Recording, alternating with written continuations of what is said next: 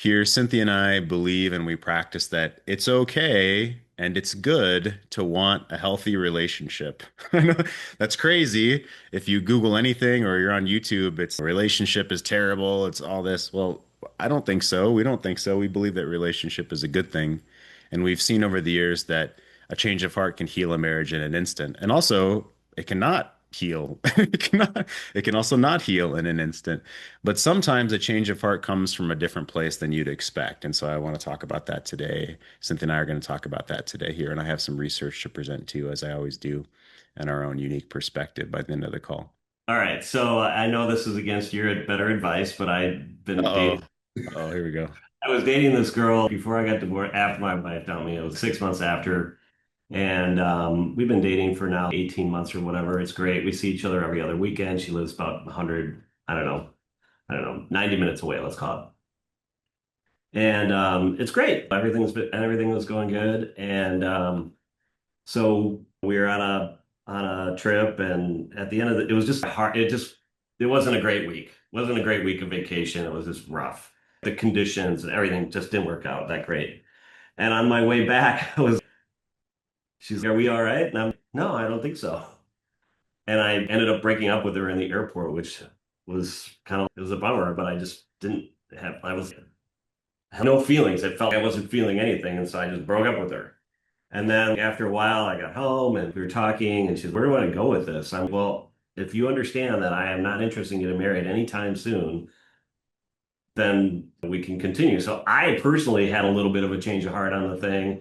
And it was probably just getting away from that sort of pressure cooker sort of week in a small space with a bunch of people. Um, and so now I guess we're kind of back together.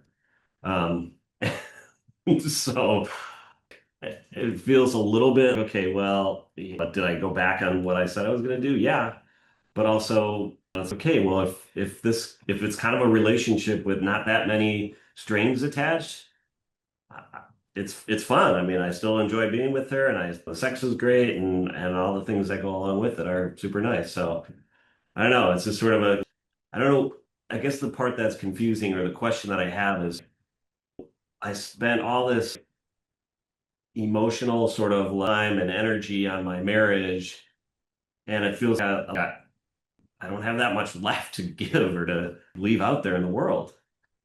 And so it just felt when I broke up with her, I was a little bit indifferent. And so she's back and it's great and it's nice and fun, but that's what it is. It's fun. And that's kind of okay, is there anything wrong with that? I don't know. I don't think so. So Yeah, okay, that's cool. So I'm curious, there's a few pieces there. In the moment in the moment of breaking up with her, which I'm not sure what that means, but if I don't get married, so was she pressuring you to get married or something? Was there pressure there? in not so many words. Hey, here's the little puppy that we could get, or married couples do this. Instagram, shit, that's not necessarily outright, "Hey, I want to get married, and where are we going with this?" Right. And her response was, "I just doing life with you." Okay, well, that's cool. It's fun, but as long as your expectations are rather low in terms of long term, even though we've been going out for 18 months. Now I understand why you gave me that advice 18 months ago. Well, I mean, that was that we could definitely talk about that if you want. And you and I have spoken about her for a long time in different ways. And Yes. but okay, so along the way, and I don't know, at the airport, did you say, hey, I'm not planning on getting married? So where did the breakup part come in? I'm curious. Um, we had, okay, so part of it too was that she had met my kids a month ago, and then going into the 4th of July weekend, her kids were going to come, and my kids are at my house. And I feel to me, and maybe it was just sort of internal, my own pressure was, oh God, I just got unmarried and now I'm married again. I've got all these kids. I got two more kids, and everybody, we were Right. starting to mix things a little faster than I felt was that I felt I could handle, or that I wanted.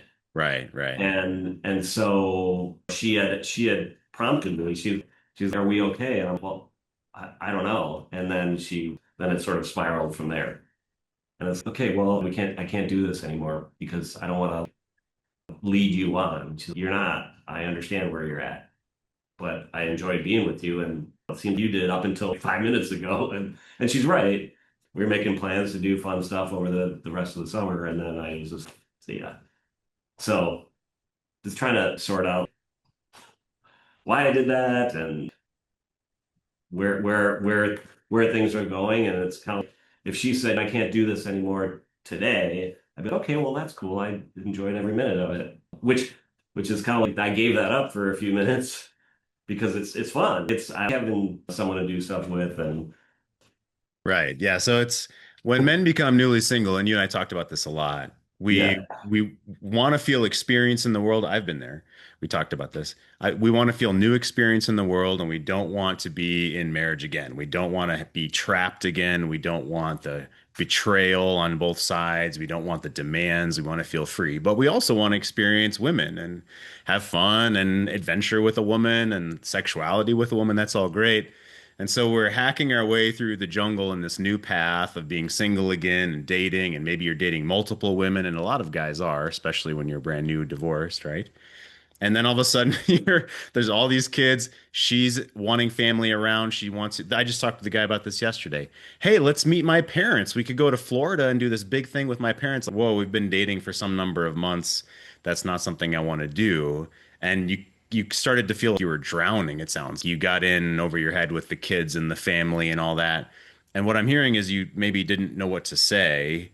And I don't know that you actually broke up with her. It doesn't really matter, but it seems you just got overwhelmed. She's like, "Hey, what's wrong?" And you kind of didn't know what to do or what to say. yeah, Yeah. yeah, yeah, totally. Okay. That's exactly how I, in retrospect, I didn't know how to do it. Say it was flight. I'm like, okay, Right. mom, see ya.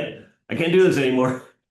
Right. Right. And it's okay to say, "Wow, I'm really overwhelmed. I need let's talk in a day or two." Or it's okay to say, "Yeah, wow, this is too much family for me right now." All that kind of stuff. Yeah, Did you say those things? no, of course not. Okay. Okay. Okay. So you're No, just kind of clearing your head about it now, maybe. Is that? yeah, yeah, 100% because she was up here. She actually did come to 4th of July and it was just her and it was not her daughter and stuff and it was just way okay, this is cool. I like this. But it was without kids and without expectation. Right. So that's the first piece. I want to ask Cynthia about that here in a minute. And in the chat, Bear put, "Is the pressure just in your head?" And you kind of said that a minute ago, right? Yeah, okay. Which is fair. The other piece here you said was, "I gave all of myself in my marriage, and I don't feel that same way again." And maybe the insinuation is, I don't know if I'll ever feel that same way again. Is that a part of your question? Yeah. Yeah. Yeah. Yeah. Yeah. And I mean I obviously I've been divorced all of a year and 5 days.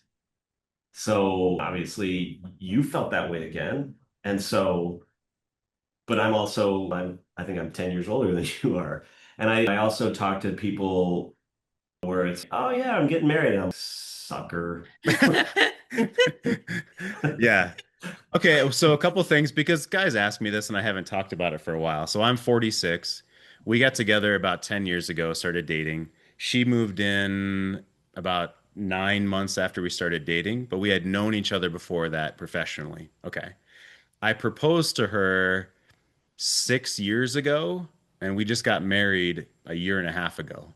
So we were engaged for a long time, 4 or 5 years. And that's because after we got engaged, I said, I don't want to get actually married for I don't know how long. We got engaged because I wanted to be engaged, and I can answer questions if you guys want either now or another time. But then I said, I'm not actually wanting to be married for until, and she was not happy about that because this is what I'm going to ask Cynthia about. So most women are wanting to continue to progress in commitment. It's a natural desire. We talk about this, is what Bill was describing of his girlfriend. Pretty much every woman of every girlfriend of the guys I talk with want to progress. Whether they actually want to be married or not, or whether they're happy when they're married or not, is a different thing. But they're always wanting to progress. And so when I told you, we're engaged at the time, and I said, hey, I don't want to plan a wedding date I don't want to be married right now. I want to be engaged to you. And you were not happy about that. So talk with us about that situation in a woman's mind, that a woman just has this natural pull to progress. Talk about that for us. The feminine instinctual urge for union. And there's almost in society to some of your worth and value, even though I had never been married before. I really felt there's a cultural pressure that if you're an unmarried woman, something might be wrong or you don't have as much value. And so I think even with Bill, what you were referencing, you came up against a little bit of maybe your girlfriend's ego about that because a woman is always wanting to be chosen. And so if something comes up where it feels she's not being chosen anymore or not to the degree, or it doesn't give her the feeling of, okay, that's it, I've been chosen, everything, I'll be safe from now on out, you're going to see her little girl parts come out, the little wounded girl. You're going to see the ego come out. And it's kind of a test of her emotional maturity, but also what is really important to her in the end is soulful, fulfilling, connected relationship the driving force, or is she looking for kind of more of the egoic to look in, I want it to look a certain way it would on Instagram. Yeah, I mean, I think the thought of being chosen and sort of having someone who is your person is where she was sort of she felt rejected when I did whatever I did, broke up with her, and yes, there was some I think some insecurities that popped up and out, and so yeah, I think that's totally true. I don't think it's a matter of the wanting to project a certain persona or being married or whatever. I don't think it is that because we live kind of a ways apart from each other and each other a couple every other weekend. And so um yeah, but I think a lot of it comes down to me and what I was feeling in terms of the pressure of okay, someone that I also work with is don't should on yourself. You should do this, you should do that. The other thing I thought about too was she's the only other person I've dated in the last 25 years, basically, or 20 plus years. And the last time I dated someone, it was okay, I'm late 30s. If I want to have kids and stuff, I should probably get that going now. And oh, I found somebody that I really enjoy spending time with. So we ended up getting married and had kids and stuff. And so the goal back then was different than it is now. Right. And now it's okay, what is the goal of dating someone? I mean, it's okay, having a good time and having companionship and having good sex. It's that's kind of what it boils down to me right now. And it feels just a little bit disingenuous at certain points, but then again, it's do I ever see myself getting married again? I don't think so because all it did was cost me a ton of money and a bunch of anguish. And I already Right. have kids. Right. So what if it was okay that you, at least for now, and you can change your mind in the future, but what if it was okay that you never wanted to get married again and you just wanted to date, whether it's this woman or otherwise, and you want to have fun and adventure and good sex, and that's what you want? What if that was okay? What if there's nothing wrong with that? Well, it's got to be okay because that's really all that's what I've got right now, and that's what I realized I had with her. And then I was, oh, I just let that go, and it was still fine and good and fun and everything else. It was a pressure cooker type of week on a boat that just didn't work out. And so yeah, it's got to be okay. It is okay. Yeah. But it's kind of telling yourself that and sort of reconditioning. I'm not 20 years my junior now. I'm not 35 anymore. Yeah, we all have to, what you're confronting, and every man and every person is we all have to keep rewriting our story of life, Yeah. especially after something, a divorce or something massive happens in life, that we have to rewrite who we are, what we want, what we're headed toward. And the past cultural expectations have tremendous momentum. So all of a sudden, oh, let's get the kids together and it feels good, but then holy shit, there's part of you that was freaking out. Part of me that was freaking out about, oh my God, I'm engaged now. I don't want to be married again yet. We outrun our headlights, and then now what do we do? And that's what happened, and you're in that spot. That's okay. Yeah. What you'd want to do, the skill there for the future is, I mentioned earlier, hey, I'm feeling really stuffed up right now. I need some alone time to go be alone and take care of some stuff for myself. When you feel pressure, when you feel you don't know what to say, you kind of said you felt apathetic, you felt nothingness in the moment because you were overwhelmed, you were having this flight response. The skill there is to recognize that and say, hey, I need alone time for a day or a week or something, and then get away from her and go sort whatever's going on with you out with yourself or your journal or here or with me or with the guys so that you don't just kind of knee jerk fire from the hip in the moment with her. Yeah. That's the skill. Yeah. Yeah, and that's 100. That's totally accurate. That's exactly how I felt. And I didn't have the skill to manage that sort of feeling and situation because it's new. Right. Never been there before. Never. Yeah. So And the longer question, which we could do another time, or I'll have you to do homework on, is, well, do I feel the same as I did in the past? What does marriage or love mean to me now? I call this no more Santa Claus. For those of you who've heard me say no more Santa Claus. So when you're young and you're idealistic and you've not really been hurt, it's, oh, good, the Disney movie story I get to have. And that's, you still believe in Santa Claus, and no more Santa Clauses. We end up hurting each other accidentally over time. We end up having tragedy happen in our lives, whether it's us or our parents or our children or our spouse or our siblings. Tragedy is going to happen at some point, and the curtain gets pulled back, and we think, oh shit, we are vulnerable. I can be hurt. I have been betrayed. There's no more Santa Claus. And now what? Now what does this mean? Now what does life mean or love mean? And you have to kind of rewrite that for yourself. And we could talk about that more if you want. Let me ask you about the question. Thanks, Bill. Let's press pause. I appreciate it. The question here, Cynthia. Relationship, I think, is a shark, but has to constantly move forward or it dies. That's what the feminine feels. The guys, hey, let's just have fun. It's cool. I don't need to do anything. Move forward. I think what we got in our hands is just dead shark. Oh, Woody Allen. Okay. What we got here is a dead shark. So say more about, so you said cultural pressure for a woman, norms, basically. Uh, she feels judged maybe if she's single, but what's the feminine experience of constantly wanting to move forward in connection? Yeah, and I would say if we just go to bare minimum instinctual level, it's the her unending pursuit of safety.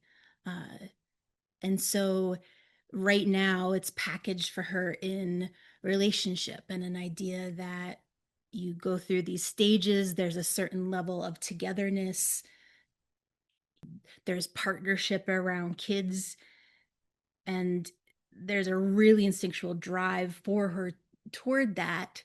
But then if you kind of go a little bit up from instinctual level, there's so much emotionality that women try to hide with their masculine, but uh, so much emotionality around um, uh, my worth, my value, uh, seen as important, needed, and a lot of that can be tied into what a relationship looks, or that's her only sense of that she'll know her worth and value and attractiveness through relationship at these stages. Yeah, that makes sense. Cool. Thank you. You said that you proposed, you guys got engaged, and you expressed an interest. Well, not an interest. You expressed no interest actually in getting married at this time, and you weren't sure when you wanted to get married. And I think I know the answer to my own question, but I'm going to answer it, and you can correct me. But where does this demonstrate solidity to a woman that she can essentially ground herself in, where you maintain that composure as the rock? Is it in the fact that even though you don't know when you want to get married, or even if you want to get married, you have certainty in your uncertainty, so you want to be engaged and you don't know you if you want to be married or when, but that you're in the right place. And so that is grounding enough because it's grounding enough for you. Does that make sense? Yeah, that's pretty close. That's spot on. Yeah. Did you want to add more of your own thoughts to it? That's I would agree. No, no, that was what that's where I have concluded or understand at this at the extent. Sure. Well, let me start with asking Cynthia, what did it feel in the moment? And then a few days later, when you come back and you said, basically, hey, I want to be with you. I want life with you. You let me know when you're ready. I love being engaged to you. That's what you, it took her a few days, but she was pissed for a few days. He said for this feeling of solidness or that she can rely on you. I think all women come to the plate of relationship with a energetic story of how they've experienced love, masculinity, safety from the past, even from their parents. And so having an initial emotional reaction of feeling the rug got pulled out started a whole story of my little kid self of this isn't reliable, uh, this is not grounded, I can't this is not anything to hold on to. But then feeling that that wasn't truth, that was story from little kid self, feeling then in partnership the groundedness of who you are, this the same person, the vision of the same kind, it was the same wanting, same connection, same uh, unity, same purpose. I could feel then the groundedness beneath the carpet pulled out, the real groundedness, the real solidity that is what truly affects the feminine, that makes her feel anchored into you. Uh, Instead of the false other cultural, well, you'll feel really grounded in the solidity of marriage or a legal commitment. I heard you say I could hear his uh, basically I could hear Jeff being authentic about this and the fact that he was being truthful and wanting to be with me specifically, even though he wasn't sure about marriage at this time. Yeah, exactly. Okay. Awesome. Thank you. Jeff, please. Yeah. Yeah. Yeah. And this is where I was going with Bill too, which is what do I really want? And if I'm stuffed up, I need to take a day or however long to figure that out and then come back and tell her. And that's what I did. It wasn't a knee-jerk thing for me to say, hey, I don't want to plan a wedding date. I had considered a journal on it, this kind of thing. So here's a quick example of, well, how did I in practice still be the man that exuded what I wanted with her? So then you probably remember this. I haven't said this story out loud before, so here we go. The next morning, we were actually at a hotel in Denver. It was New Year's. And I told her when we were down in Denver, because I followed my own 24/7 rule, which is sleep on it and journal on it for at least 24 hours, but then tell her within 7 days so that I didn't just sit on some kind of big decision. I wanted to tell her. So I told her when we were in Denver, the next morning we go to get coffee, and we've been together for over 2 years at this point. She'd been living with me for 2 years. We go to get coffee. She gets coffee first, pays, and then just leaves me standing there. She just ordered coffee as if she was alone. And I'm like, what the fuck was that? She was not happy, right? So she went up, ordered her coffee, paid, and then went to wait for her coffee and walked away from me. I ordered my coffee. We sat down and I said, hey, what just happened there wasn't okay. It's not okay for you just to order your coffee and walk off. I want to do this together. I want to do these things together. And that was confronting. I'm sure you remember this at least generally. So it was me standing up for, hey, I want relationship with you. It's not cool to do that and walk off. So it was basically a boundary and me saying what I did want, even in the midst of her being upset with me, even in the midst of I just really disappointed her a lot the previous evening, basically. So that was a practical way that I spoke up for myself. And I said, hey, this is what I want. I want us to do this together. I want us to order coffee together and be together. That's a specific. Do you have any more do you want to add? Is that how it went in your mind? I'm curious. Well, I think then that's what the classic masculine shielding looks like. You're with your woman and she's determined that you're wrong or bad or hurt her the way you were never supposed to. And then the masculine shield comes up and the thoughts of, I'll just never make myself vulnerable, or I'll take care of all this, or the classic, I don't need anyone. And so I think that can snowball on itself when there isn't this incredible from the heart boundary from the masculine. Because it's no, this is not the place, this is not the same old story, this is something different. Yeah, thank you. Thanks for saying it. So there you go, guys. That's a story. So George just unmuted himself. Did you want to come in, George? I just wanted to ask because I've seen that scenario so many times. But Cynthia, when he stood up for himself and established his boundary, did you, what's the word? Did you Brazilian jiu-jitsu him into the debate? Because that generally is what happens to me. She gets quiet. Yeah, right? Okay, so yeah, not a good that's verbal. I live in a different universe. That's fine. Yeah. Okay. I think so. What causes the jiu-jitsu is so you called her out on her bluff, and then she's feeling, oh, I got called out on my bluff of I'm this masculine presence, and so from there, a woman will either fight back or I'm more of a collapser. I think the important part is that she feels the boundary, the riverbank in the moment.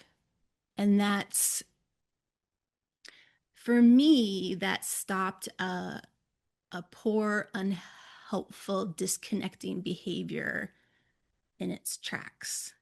Because I felt the value of the masculine in front of me. And it was, we're either going down this road where we're staying connected with each other, or I was also very aware on an instinctual level that he might say, well, this is not going to work for me.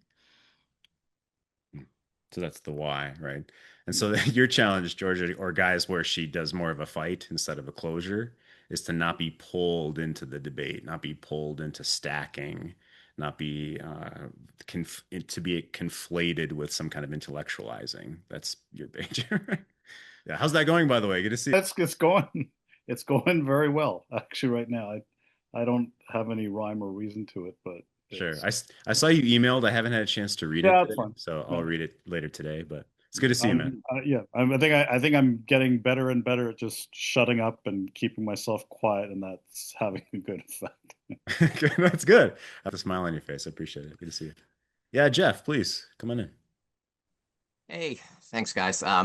Yeah, so around this topic, Jeff and Cynthia, about change of heart, it definitely resonates with me. I've had some very significant conversations with my wife of 20 years this week, and we're I'd say almost at the point now where we're mutually agreeing to take tangible steps to end the marriage. And it was certainly painful conversations, but also through a lot of the work I've done, I feel good about having kept my frame and really being able to see the compassion of what she's been through. But I don't know if I made a mistake or not, but I wanted to get your opinion.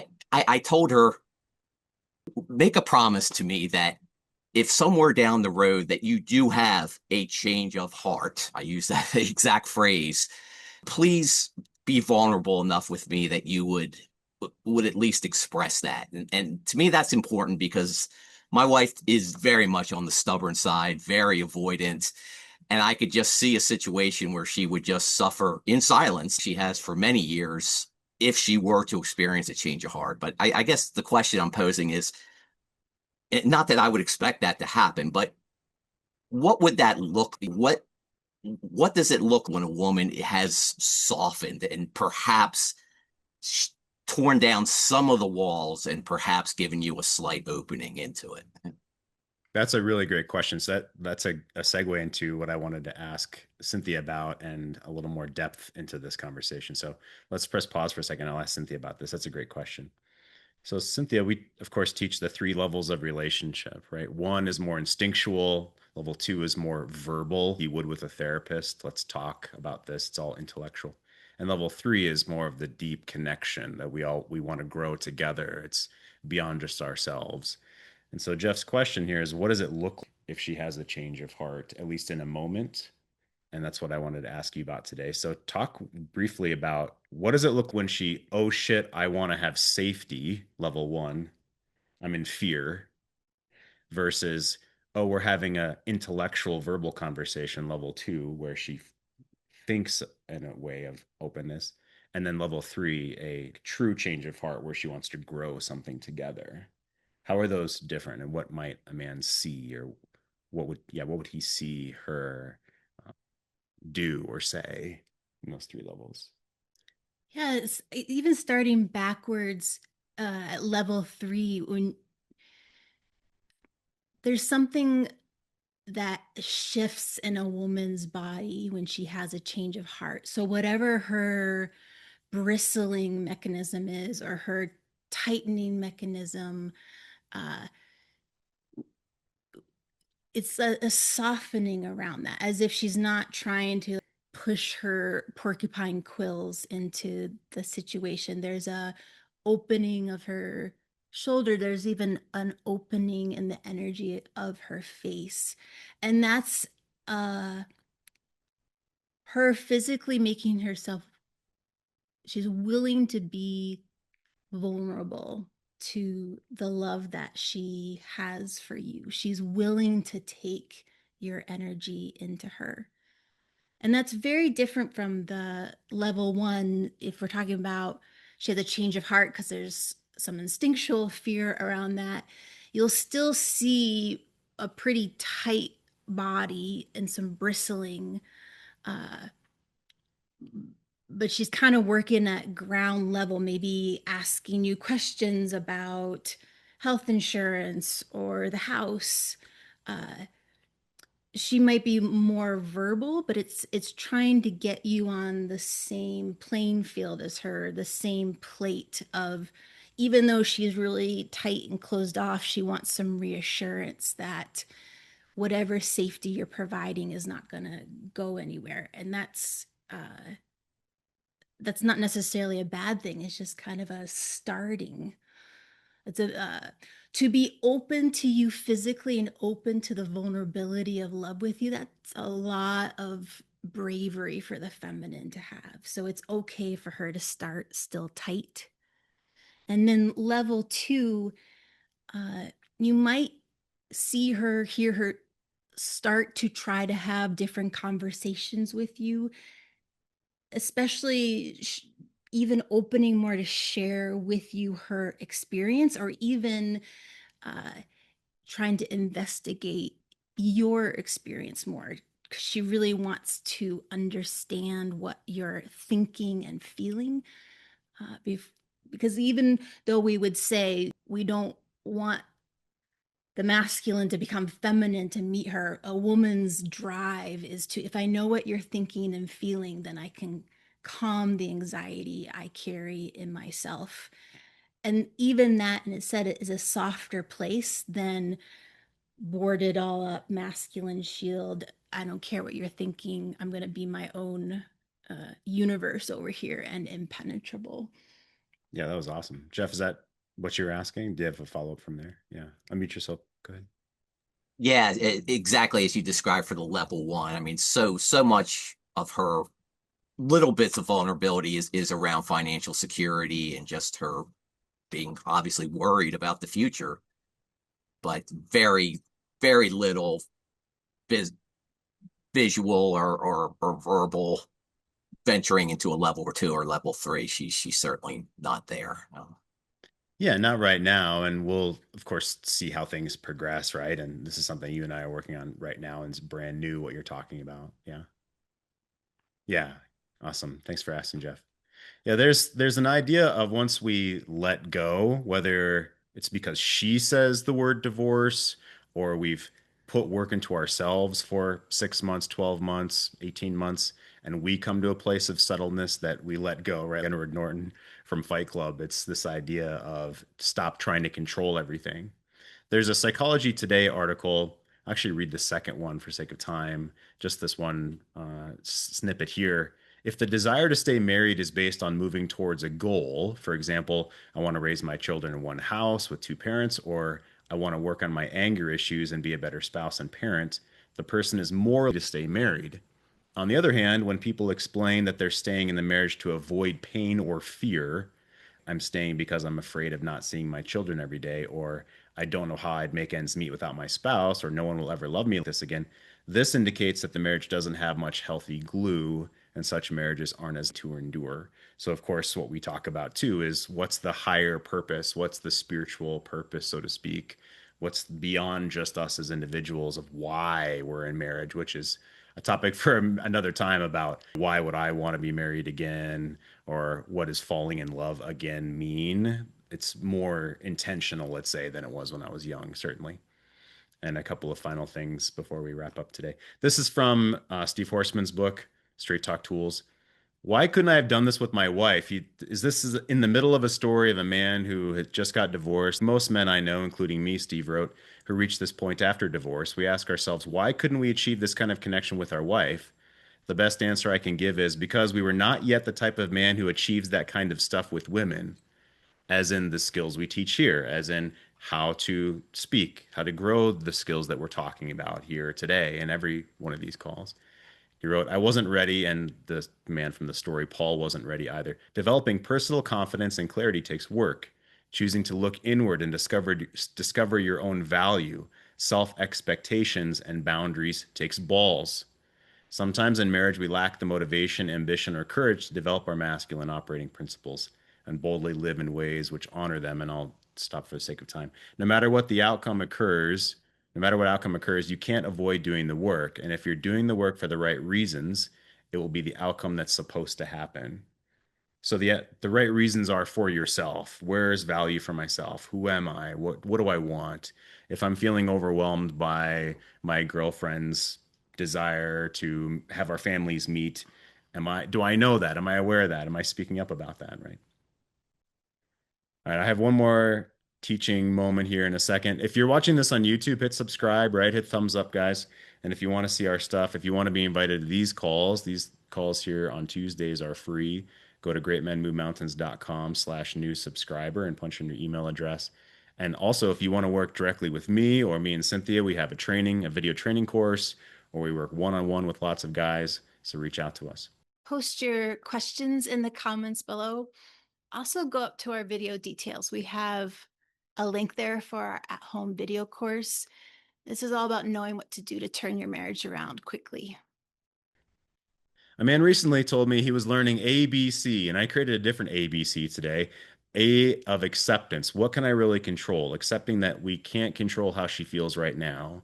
We can't control if she's upset that I say something that I've decided. In my example today, I've decided I don't want to be married right now. I do want to be engaged to you, but I don't want to be married right now. Well, I can't control whether she's upset by that or not. What can I control? I can control who I am as a man, what I say, how I act. B for boundaries. Where's my line in the sand, really? Especially when marriage isn't going well or she's acting not a wife. Where's my line in the sand? We talk about that in many of these calls. And then C of commitment. How do I reset myself every day? How do I step myself to the side, take alone time, go to the gym, go into nature, journal, pray, whatever it is, reach out to other men? How do I reset myself every day? ABC, acceptance, boundaries, and commitment. These are practices that we need to forever grow as a man and as a person in this world. Right? So, Cynthia, what are you seeing from the men here today with these questions? And how was it for you to tell that story, for me to share that story, and you to add to that story from what, 6 years ago? How was that for you? It's good. It's uncomfortable because it's then the sharing the feminine shadow that I speak so much about and personalize. Oh, here's the ego part of that. Oh, here's the masculine shield part of that. However,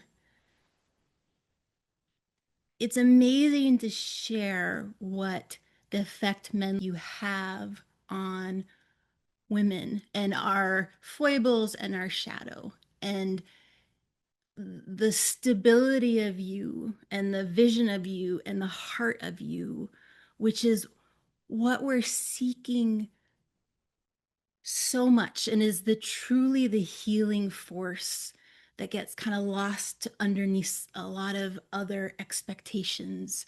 And it's every time I'm here, I'm grateful to feel that energy in you. And I'm grateful that the women in your life get to feel that, regardless of how they respond in the moment. Uh, it makes me feel very gratitude and with deep appreciation. Thank you. Good to see you guys. See you next time. Appreciate you guys. Ciao. Bye, guys.